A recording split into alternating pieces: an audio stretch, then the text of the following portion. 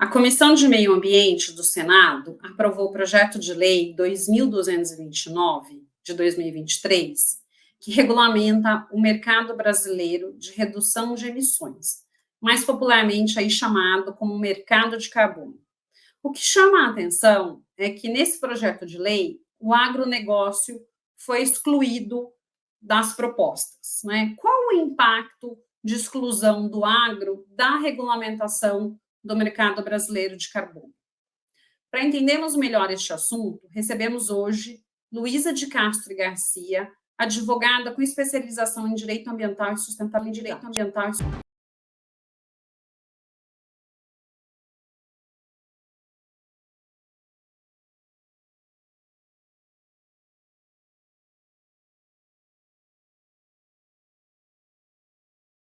Olá! No programa de hoje, vou conversar com Luísa de Castro e Garcia, integrante da Comissão de Direito Ambiental da OAB Rio Grande do Sul e membro do La Clima, uma rede de profissionais do direito das mudanças climáticas na América Latina. Ela irá falar sobre o projeto de lei 2229 de 2023, que regulamenta o mercado brasileiro de redução de emissões. Olá, Luísa, tudo bom com você? Tudo bem, bom dia. Bom dia, tudo bom? Luiz, antes da gente começar a entrar nesse tema, né, que é um tema tão interessante e importante, me fala um pouquinho sobre a sua formação e sua experiência profissional. Bom, eu sou especialista em direito ambiental e atualmente eu também estou cursando uma especialização em direito aplicado ao agronegócio. Eu sou formada pela PUC-RS e eu trabalho hoje no Silveira Advogados, que tem sede tanto em Porto Alegre quanto em São Paulo. Ah, bacana. E, Luísa, me fala um pouco, então, do que é esse mercado de carbono? O mercado de carbono, ele é nada mais que como o próprio nome diz, um mercado que, na verdade, a gente tem comercialização de gases de efeito estufa. Então, como funciona hoje o mercado de carbono, né? A sua empresa, ela emite um número X de carbono e esse carbono, ele pode ser neutralizado. E o que você neutraliza, você pode compensar pagando um certo valor, que com essa compensação, e esse valor é destinado a projetos que neutralizem o carbono que você emitiu. Hoje, basicamente, é isso, assim. Então, você coloca créditos no mercado para que empresas possam comercializar e para que empresas possam neutralizar o carbono, né? Então, aí a gente tem uma diferenciação entre mercado regulado e mercado voluntário. Que aí acho que também a gente vai dar uma explicadinha aqui hoje também. Sim, é. Então, já aproveita e já comenta qual que é a diferença, né, de um e de outro aí, do mercado voluntário e do mercado regulado. O mercado voluntário nada mais é do que o que a gente vive hoje. Hoje, por exemplo, você, Renata, eu, Luísa, acordo um dia e eu falo, olha, eu quero neutralizar todo o carbono que eu emito aqui. Então, eu vou fazer um cálculo baseado numa calculadora de alguma empresa contratada, e aí ele vai calcular mais ou menos o valor do carbono que eu emito e vai ser um valor desse cálculo que eu vou ter que pagar para projetos que neutralizem o carbono. Então, pode ser para plantação de árvores, para recuperação de áreas degradadas, pode ser para financiar alguma comunidade que tem algum projeto interno em algum bioma que esteja com algum problema ambiental. Existem vários núcleos de financiamento. O mercado regulado, ao contrário disso, não é eu, Luísa, você, Renata, a empresa da esquina, a outra empresa que resolve. Na verdade, o governo, ele monta uma base, um valor base, para que cada setor possa emitir um número de toneladas de carbono, que é o que está acontecendo agora com o projeto de lei. Eles querem colocar um limite para que cada setor emitam certa tonelada de carbono. Então, por exemplo, a indústria vai poder emitir 25 mil toneladas de carbono por ano. Então, a empresa terá que se adequar para poder emitir 25 mil toneladas de carbono por ano. E aí, por exemplo, a empresa ela verifica que ela, conseguindo fazer as neutralizações, ela fazendo todas as medidas possíveis, ela consegue emitir somente 20. E essas 5 toneladas que sobraram, por exemplo, do limite, ela pode comercializar para uma empresa que, por exemplo, não tenha como suprir o limite. Então, por exemplo, você tem 25 mil, mas aí você vê que você precisa de 30. Então, você pega esses 5, compra esses 5 do crédito de carbono e coloca na sua empresa para que você continue no limite. Então, esse é o mercado de carbono, na verdade, você poder neutralizar o carbono dentro do limite estipulado pelo mercado regulado, e que é o que está sendo discutido agora na Câmara dos Deputados também. E, Luísa, essa é uma questão aí super importante, né? Que há muito se discute essa questão aí da regulação do mercado. A gente sabe que é muito importante a atuação das empresas, né? E até de forma voluntária, pelo menos até hoje foi dessa forma aqui no Brasil. E agora a gente tem esse projeto de lei, né, para modificar e talvez aí tornar obrigatório até para alguns segmentos. Como que isso tem ocorrido em outros países, né? A gente tem uma figura de uma obrigação para os outros países ou tudo se funciona dentro do mercado voluntário ainda? Né? E por que, de repente, até mesmo aqui no Brasil, se a gente pegar o protocolo de Kyoto, que é de 98, o Acordo de Paris, depois, né, em 2015, 2016, a gente vê que muito tempo se passou sem a gente ter uma legislação ainda específica para isso. Me fala aí, né, por que dessa demora toda nessa discussão e até na aprovação aí de um projeto, de uma lei, na verdade, específica para o mercado? O mercado de carbono, ele vem, na verdade, esse projeto de lei, ele existe desde 2015. Então, ele já é um debate que vem sendo travado, assim, há muitos anos no Congresso.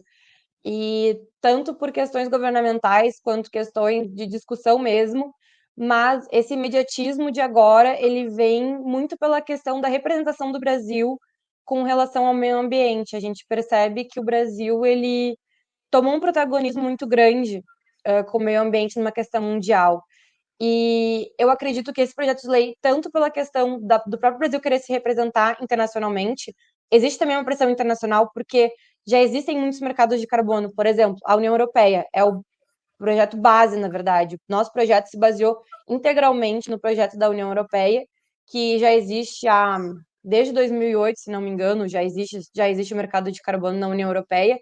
E desde lá, se vem criando essa pressão em cima do Brasil, porque o Brasil, ele tem, querendo ou não, muitos biomas. A gente esquece que o Brasil, ele é dotado de pelo menos 5 biomas diferentes que trazem, querendo ou não, uma importância muito grande para o meio ambiente, não só nacional, como mundial, né? Muitos países têm interesse em comercializar créditos, por exemplo, para a recuperação da Amazônia, para a recuperação do Pantanal, e isso não era possível até agora, sem essa regulamentação, porque como é que você vai lá na Europa, uma empresa da Europa vai ter certeza que ela vai investir num crédito de carbono que vai recuperar a Amazônia, né? Pode até ser verdade, mas não existe essa segurança jurídica ainda.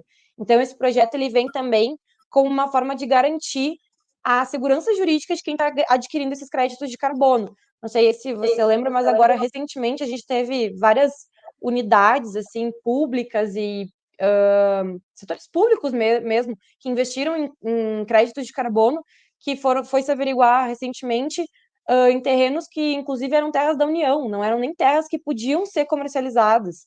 Então, a gente vê, assim, que o projeto, ele vem, na verdade, como uma resposta à pressão que o Brasil vem sofrendo também para poder representar esse mercado que no mundo inteiro já é difundido, no mundo inteiro já existe há muito tempo e que se coloca como é que o maior país com maior potencial energético de meio ambiente não tem um mercado de carbono ainda, né? Não, perfeito.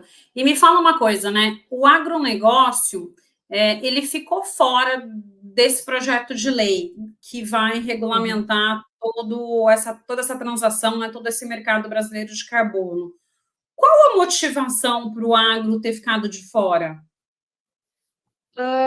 Como eu falei, o nosso projeto ele foi baseado na União Europeia, né? A gente trouxe basicamente todas as bases da União Europeia. E no mundo todo, não só na União Europeia, no Canadá, nos Estados Unidos, todos os mercados de carbono, nenhum mercado de carbono insere o agronegócio no seu ramo.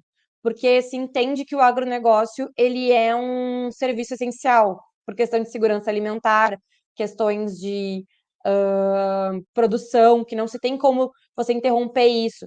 E a gente também está falando do Brasil que o agro tem um potencial gigantesco.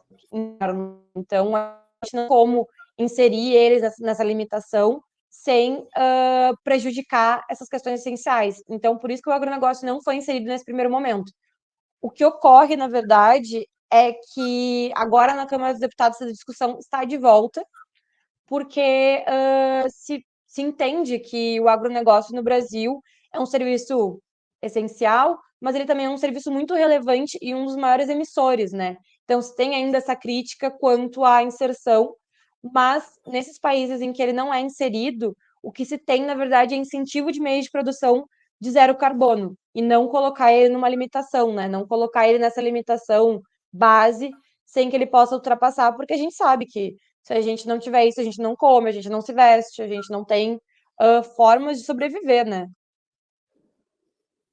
Não, perfeito. Então, na verdade, né, porque parece que há uma dificuldade,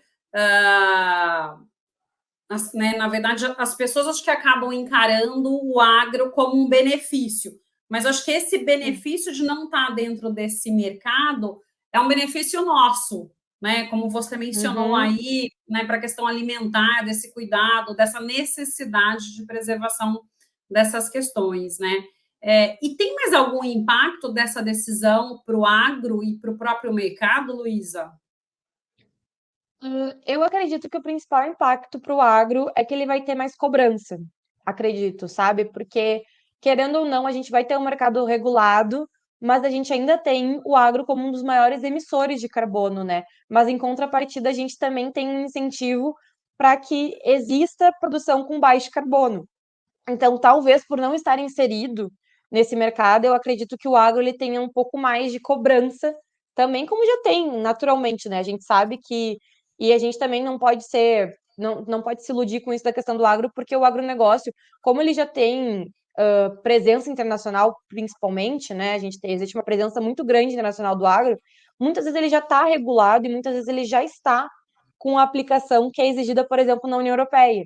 Então a gente acha que chegou agora. Não, quem comercializa, quem exporta, quem importa matéria-prima de qualquer lugar do mundo, sabe que na União Europeia, por exemplo, existem rastreamentos, existem uma série de requisitos para você poder comercializar mercadorias ou qualquer tipo de coisa na União Europeia, né? Então, a gente, acho que até a gente está mais atrasado que o próprio agro, sabe? Porque o agro, naturalmente, já precisa se adequar para o próprio país que ele comercializa, né? Que ele exporta, tem tudo isso mais. E para o mercado, eu vejo como um grande potencial o mercado de carbono, porque ele traz consigo tanto além da preservação, como também a comercialização de créditos. Ele, na verdade, a gente tem hoje o mercado de capitais, o mercado de carbono tem todo o potencial para se tornar um mercado de capitais. Inclusive, ele será comercializado no mercado de capitais, né? Capitais, né? Ele vai ser um crédito. Então, a gente tem tudo isso, assim. Então, eu acho que é algo muito relevante, assim, a gente prestar atenção nisso, porque tanto que não à toa existem tantos ministérios interessados em fiscalizar, sabe? Tem muita gente querendo fiscalizar, muita gente querendo saber disso, porque sabe o grande potencial que isso tem para empresas, para o Brasil, para protagonismo, e ser a cara disso hoje é um grande passo, assim, eu acho, né? Então, acho que o principal debate agora é quem vai fiscalizar isso, né? Quem é que vai Uhum. ver, quem é que vai monitorar, quem é que vai botar as propostas para cada setor. Então, estar à frente disso hoje é muito relevante, não só pelo cenário nacional, como cenário internacional, né? Uhum. E você mencionou uma coisa importante, né, Luísa? A questão do agro. Acho que são tantas obrigações para o setor rural, né, como área de preservação permanente, área de reserva legal. Cada setor de produção tem normas ali específicas. Então, hoje, o agro, né, ou a atividade rural já é uma atividade extremamente regulada. E que talvez aí, não que as outras também não sejam, né? Acho que todas as atividades acabam sendo reguladas, mas na questão aí das emissões, a gente sabe que para a questão verde, as atividades rurais aí têm uma forte regulação, né? E já que você mencionou na questão da fiscalização, como que quem vai ser o responsável na prática aí pela fiscalização? O projeto de lei, ele traz isso? Ele cria o sistema brasileiro de emissões, né? Ele faz essa criação desse sistema brasileiro, mas ele não coloca quem será o ministério, quem será o órgão fiscalizador. Ele cria um órgão fiscalizador. Mas agora o debate na Câmara dos Deputados, assim, que tem travado também muitos problemas, é quem é que vai fiscalizar, né? Quem vai ser o Ministério da Agricultura, vai ser o Ministério da Fazenda, vai ser o Ministério da Ciência e Tecnologia. E como eu falei, todos os ministérios querem estar à frente disso, né? A gente está vendo, assim, eu estou acompanhando, assim, os debates, os relatórios que estão sendo trazidos, né, e a gente vê que todo mundo quer participar, né, todo mundo quer ter um pontinho. Então, eu acho que o principal debate, lá no Senado, o debate era como será o mercado. Agora, na Câmara dos Deputados, vai ser quem é que vai fiscalizar isso, né? Quem é que vai tomar essa iniciativa? Então, essa resposta eu ainda não tenho, porque é o principal debate da Câmara dos Deputados quem vai ser o ministério responsável agora por isso, né? Porque, como eu disse, todo mundo quer participar disso, todo mundo quer ser à frente. Inclusive o próprio Ministério da Fazenda quer ser o órgão fiscalizador disso, quer ser o órgão que traz isso, mas o que está sendo discutido é qual será o melhor ministério para poder fiscalizar isso, né? Será que é o Ministério do Ambiente? Será que é o Ministério da Agricultura? Será que é o Ministério da Ciência e Tecnologia? Então a gente tem que esse debate ainda vai ser bem forte, assim, sabe? Com quem é que vai fiscalizar. Mas ele prevê o projeto de lei, né, a criação de um órgão fiscalizador que faça essas medições, porque também a gente vai ter uma questão de que cada setor vai ter o seu limite, né? A gente não pode colocar um limite universal para todo mundo, Uhum. porque a gente sabe que cada setor tem a sua particularidade. Tem setor que emite muito mais carbono, tem setor que emite muito menos carbono. Tem setores, como você falou, o agro, que não está inserido, mas é um setor que já naturalmente já tem políticas de redução de carbono. Então a gente também tem que avaliar isso, né? Daqui a pouco não precisa se colocar um limite tão alto para um setor que já naturalmente já tem diversas regras de redução de carbono, por exemplo. Não faz sentido, né? Você está Uhum. aumentando o valor para um setor que já tem esse incentivo, já tem essa redução naturalmente, né? E a ideia é que cada ano que se passe, esse limite vai diminuindo. Então, ó, esse ano o setor conseguiu se manter no limite de 20 mil toneladas. Ok, vamos reduzir para 18 esse ano? Se a gente conseguiu se manter nos 20? Então a gente vai reduzir. A ideia é que isso vá reduzindo até chegar no carbono neutro, né? Que é aquele carbono que não existe mais. Mas a gente sabe que isso é Uhum. naturalmente impossível, mas a ideia é ir cada vez mais reduzindo para tornar as empresas carbono neutro, né? Uhum. E, na verdade, assim, né, eu acho que essa dúvida em relação a que ministério vai ficar debaixo, essa questão, porque tem uma interface com vários ministérios, né? Como a questão do mercado de carbono também é uma questão que envolve aí diversas questões, né? Questão internacional, questão de ciência e tecnologia, questão ambiental, acaba tendo essa interface. Mas talvez aí seja, né, vamos deixar avançar um pouquinho, mas talvez seja um novo organismo que seja criado, né, como a gente tem na maioria das leis ambientais, né, a Política Nacional do Meio Ambiente criou o CISNAMA, a Política Nacional de Recursos Hídricos criou a ANA e assim por diante. Então, acho que talvez a gente tenha também a criação né, de algum sistema, né, de voltado aí para a questão do crédito de carbono e que vai especificar como que vai ser a formação, como que vai ser essa fiscalização e tudo mais, né? E me fala uma coisa, já que você falou nas questões das metas, né, de cumprimento, quanto tempo as empresas elas têm para se adequar e reduzir aí essas suas emissões? Isso, o projeto de Bom, lei, ele dá um prazo, mais ou menos, para os segmentos? Como é que é? o prazo que eles dão no projeto é de 2 anos para adequação, né? A gente tem pelo menos ali 2 anos para que a empresa possa se adequar a esse limite que será imposto, né? Até porque não tem-se como, por exemplo, se é publicado esse ano a lei, não tem como a gente, no ano que vem, dizer, bom, então esse ano você tem que produzir 25 mil toneladas de carbono. Não existe isso, né? A gente sabe que toda lei precisa de a vacatio legis, né, que a gente chama, né, que é o tempo que a gente precisa para aquilo ser aplicado. Então, eu acredito não, né? Está previsto em lei que serão 2 anos de adequação, né? Então, é um primeiro ano para se estabelecer as metas, para ver se é factível aquela meta, conversar com o setor também, né? Porque o princípio dessa lei é a conversa com os setores também, né? A gente tem que se dar conta também que uma lei ela é construída também pela nossa realidade. Então, essa lei ela vem sendo construída com muita consulta pública, mas também é necessário também a presença dos setores para que a gente possa verificar uma realidade naquele limite. Então, eu acredito que o primeiro ano será um ano de muitas discussões com os setores em si para verificar, e o ano mesmo que as medidas serão aplicadas vai ser no segundo ano, que aí cada setor, cada empresa vai poder fazer as suas medidas, fazer essas mudanças internas que precisam ser feitas para reduzir a emissão de carbono. E a partir do terceiro ano, que eu acho que aí a coisa vai começar, que aí vão começar as punições, vão começar questões de, você não está seguindo o limite, né? Então, eu acho que vão-se pelo menos 3 anos aí de adaptação, né? Mas a medida prevê 2 anos. Então, acredito E que a partir do Luísa, segundo ano. Hum, não, desculpa até te interromper, né? 2 anos é muito pouco, né? Se a gente parar para pensar. Se as empresas não tiverem fazendo isso, né, ao longo do tempo, em 2 anos, acho que mal dá para fazer um projeto aí de redução de emissão de gás de... Pelo menos porque você tem que fazer o levantamento das suas emissões, né? Você tem que prever no budget qualquer alteração aí de né, às vezes você tem que estruturar uma alteração de processo produtivo, de aquisição de matéria-prima, do produto final. Então, não é uma coisa rápida, né? E 2 anos me assusta um pouco. Como que o mercado tem visto isso?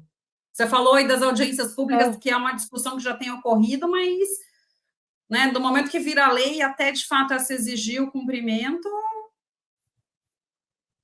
o mercado não, como você disse, é um período bem assustador, assim, porque a gente já está no final do ano e o projeto ainda não foi aprovado. E aí a ideia é que esse projeto seja aprovado ainda esse ano.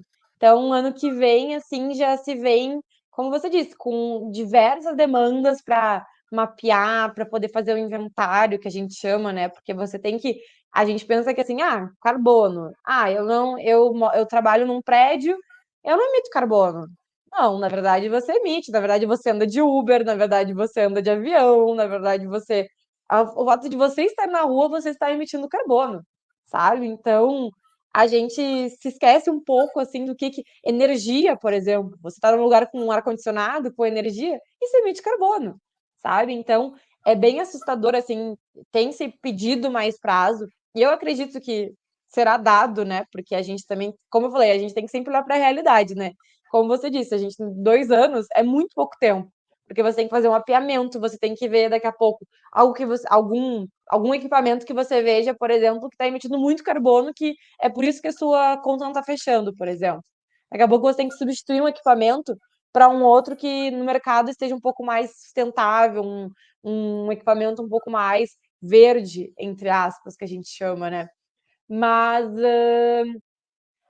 na verdade, eu acho que esse prazo ele é um imediatismo também, sabe? Porque a gente está num momento muito crítico, assim, ambientalmente falando, né? A gente está vendo esse calorão em São Paulo, as enchentes no Rio Grande do Sul, a gente está vendo os incêndios na Amazônia, no Pantanal. Então, eu acho que, assim, é muito rápido, mas o mundo pede isso, na verdade, né? O meio ambiente está pedindo isso, né? Esse imediatismo. Porque a gente tinha 30 anos, a gente tinha 2030. Agora a gente tem 5 anos, sabe? Então, se a gente não toma atitudes rápidas, não se sabe mais o que pode acontecer, né? A gente está vendo os resultados hoje com as mudanças climáticas, os calores absurdos na Europa, nos Estados Unidos. A gente está vendo aqui, não precisa ir muito longe, no Brasil mesmo, né? Essa mudança de temperatura repentina que a gente está vivendo hoje. Então, eu acho que é um tempo curto, mas também a gente tem que se adequar ao que está acontecendo no mundo, né? E essa correria, digamos assim, não só se deve ao Brasil, que está atrasado nisso, né? como também ao mundo que tem essa pressão também, né? Porque a gente acha que, ah, por que a Europa está nos pressionando? Porque ela depende do bioma Amazônia, ela depende do bioma Pantanal, ela também depende desses biomas, ela tem um melhor. Então, acho que é um tanto nacional quanto uma pressão internacional também, né? E agora a gente tem a COP, no próximo mês, que vai ser nos Emirados Árabes, que também vem já com essa pressão. A gente já se prepara para diversas discussões e diversos pontos bem firmes, assim, de vários países com relação a isso, de, bom, está previsto no protocolo de Kyoto, no Acordo de Paris, vocês não vão fazer, porque o plano de mudanças climáticas no Brasil existe desde 2012, né? Não é uma coisa Uhum. nova, assim, então eu acho que já vence um tempo, já se vem avisando, mas agora realmente que a coisa vai acontecer, né? Eu espero, né, também, né? Sim, e eu até, né, estava pensando ah, nessa rapidez aí, talvez, de se querer aprovar até como uma resposta para se levar para a COP28 agora, né, em Dubai, nos Emirados Árabes. E eu acho que muito também nesse prazo de 2 anos é para tentar se mostrar um resultado na COP30 que vai acontecer em Belém. Porque até como você Exatamente. mencionou, né, a gente está atrasado talvez em relação ao restante do mundo.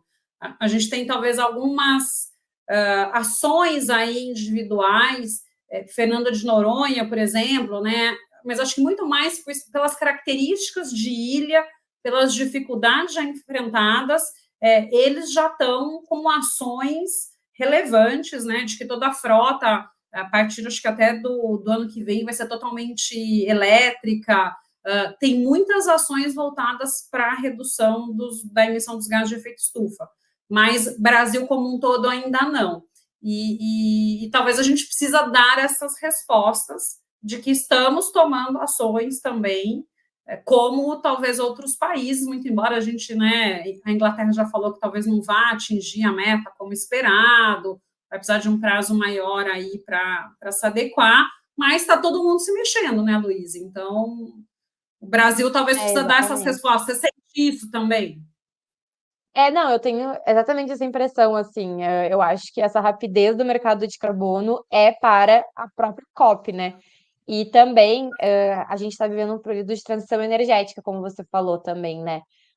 O governo tem muito interesse nessa transição energética, inclusive firmando acordos internacionais, e um dos debates que será levado para a COP, já se tem isso na pauta também, além do mercado de carbono, é a questão da regulamentação do hidrogênio verde aqui no Brasil, né? A gente tem já essa meta, porque o Brasil quer ser o pioneiro nisso, né? O Brasil quer ser o país referência para isso, na questão da transição energética, né? A gente está agora nesse esforço, assim, se você observar, na regulamentação dessas energias renováveis, principalmente, assim. Porque qual é a maior Uhum, preocupação, principalmente de quem adquire esse tipo de energia, né? Eu dou o exemplo da energia solar, por exemplo, né? A gente adquire energia e a gente paga um valor, mas daqui a pouco essa energia é regulamentada e a gente descobre que a gente tem que pagar um tributo por essa energia.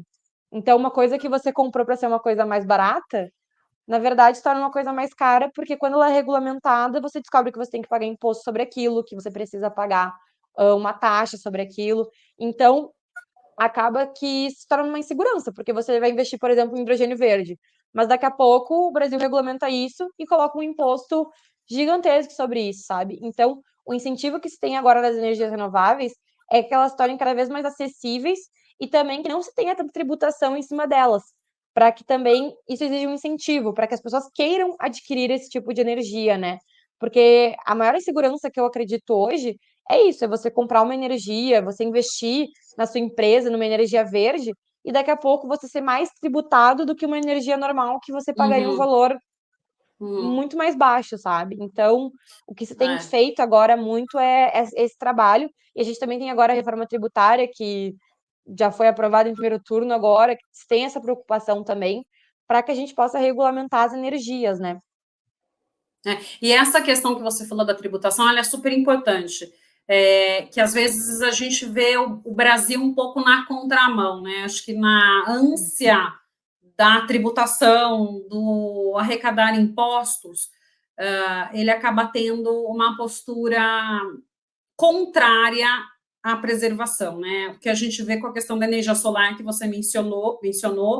Então, saiu até uma corrida, né? Acho que ano passado, porque até o ano passado você pagava um valor, a partir desse ano você tinha uma tributação maior, que de repente a conta não fechava. Até então tinha um projeto de lei, acho que para, não sei se era isenção ou para uma taxa menor em relação ao IPVA de veículos elétricos.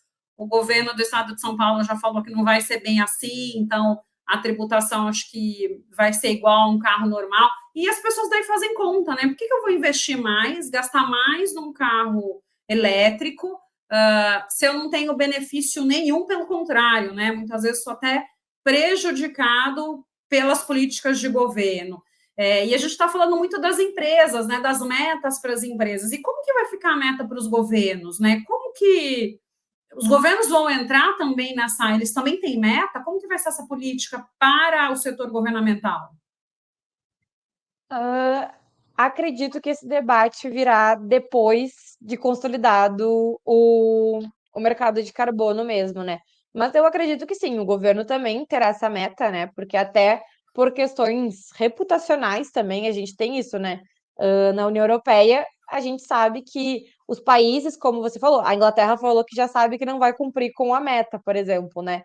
Então, se a gente for utilizar o modelo, por exemplo, da União Europeia, o governo também tem participação, ele também é considerado, ele está inserido nesse mercado, né? O mercado regulado não é só para o empresário, ele também é para o governo, né? Então, o governo vai ter que mensurar e também a gente já tem alguns incentivos dos próprios municípios. A gente tem, por exemplo, no Rio de Janeiro, a gente tem quase que praticamente um mercado regulado, só que do Rio de Janeiro, entendeu? Então, eu acredito que essa consolidação no mercado de carbono vai trazer muitas iniciativas, eu não sei se nacional, mas muito municipal mesmo, sabe? Das cidades quererem demonstrar, olha, a minha cidade, ela cumpriu com a meta, a minha cidade, ela está adequada, a minha cidade tem incentivo, a minha cidade tem investimento. Então, a ideia também do mercado de carbono é que, porque também pensando assim, é um crédito, né? Então, se o governo ele pode comprar, se ele pode vender, ele está ganhando dinheiro também, né? A gente está fazendo uma forma de renda aqui, né? Então, a gente vai ter uma compra e venda de créditos de carbono. Então, se o governo não participar, ele, na verdade, ele vai estar perdendo dinheiro, porque ele também pode entrar nessa meta junto, né? Ele também pode, e é bom para ele também que ele entre, porque ele também vai estar junto com aqueles setores, com aquelas empresas que estão trazendo aquela reputação. Por exemplo, imagina para o estado de São Paulo, de repente, receber um título, receber um selo de que o estado de São Paulo cumpriu com todas as metas do mercado de carbono, todos os créditos foram vendidos, que a renda arrecadada foi a maior do Brasil, sabe? É um título muito grande, assim. Então, se Uhum. o governo não participa, ele se exime de talvez, de repente, ter um protagonismo, né? Então, eu acredito que depois que consolidado, ele também vai estar integrado, né? Se for baseado na da União Europeia, né? Não, e é super necessário, né? Porque senão fica uma obrigação só para o setor privado e o poder público continua agindo no modo como vem agindo, né? E a gente sabe que não